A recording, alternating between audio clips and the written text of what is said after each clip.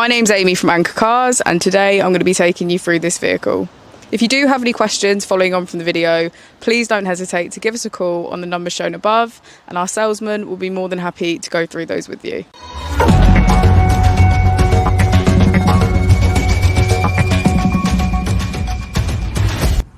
Today we have the 2022 MG ZS. This vehicle has done just under 14,000 miles. It has an automatic transmission and a fully electric motor.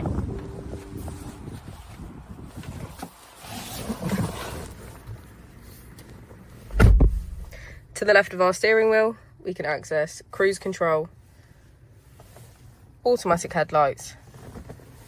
To the right, we have voice control.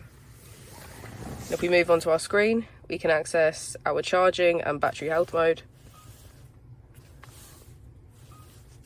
Apple and Android CarPlay, radio and navigation, AC, energy management, our vehicle settings, and our 360 degrees camera. Just below the screen we have our mode button, where we can switch between sport mode, normal and eco.